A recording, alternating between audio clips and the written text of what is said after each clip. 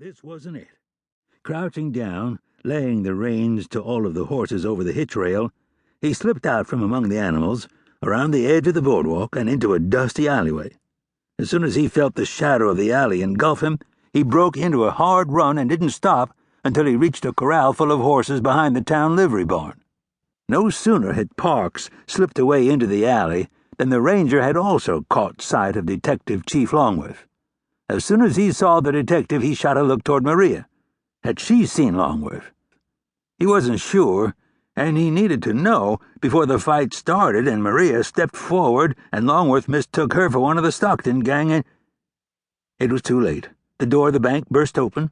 The three robbers ran out, guns in the air, firing wildly, creating panic in order to make their getaway. But now Sam's main concern was Maria. He watched her step forward from her position and swing the shotgun up from under her duster. He saw Longworth turn toward her. He saw the detective raise his Colt in her direction. Maria saw Longworth now, but she also saw the three robbers race across the boardwalk toward their spooked horses. They looked all around for Parks as the animals reared and nickered. "Damn Parks to hell!" Stockton shouted, seeing the unhitched horses turn and race away along the wide dirt street. Maria had no time to swing her shotgun toward Longworth, and the ranger was not going to stand by and let her get shot, accident or no accident. Facing Longworth while the robbers fired wildly and ran toward any horse in sight, Maria saw the detective fly forward and hit the dirt face down as the ranger's rifle shot nailed him from behind, high in the left shoulder. But she had no time to wonder about what she had just seen the ranger do. Cap Dolan, letting out a war whoop, came running toward her from across the street, firing two Colts at once. She braced herself against the waist-high shotgun and pulled the trigger. The impact picked Cap Dolan up and hurled him backward in a spray of blood.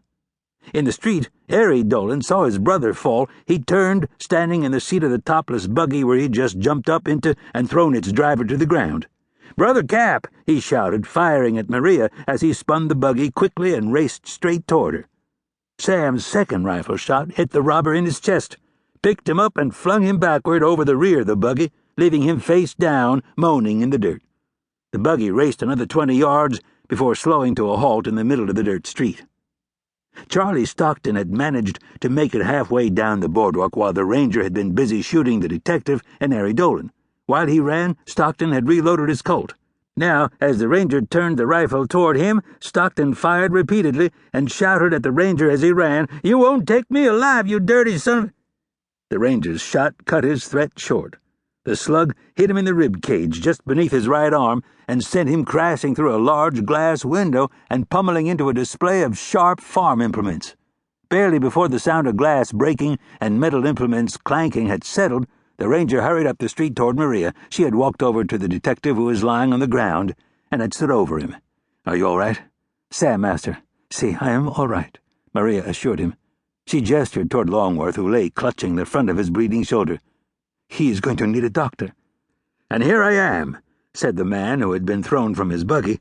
Dusting himself off from his fall into the dirt, he walked toward the downed detective. "I take it this man is not one of the robbers?"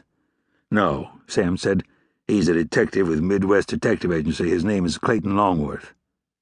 Longworth looked up at the ranger with a strange expression. You shot me, Ranger? Didn't you recognize me?" "A lot was going on, Chief Longworth," Sam said. "Be glad I didn't hit you dead center."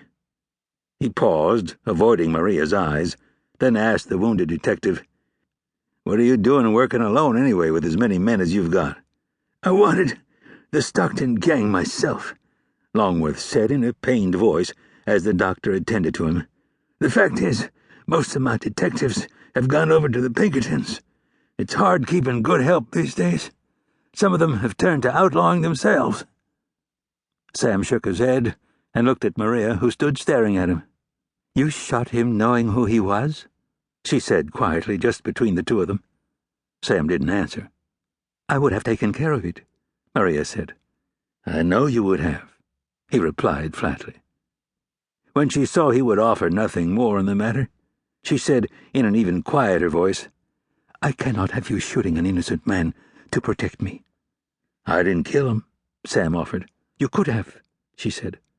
The ranger just looked at her. She eased up. "All right, you didn't kill him, but I would have taken care of it."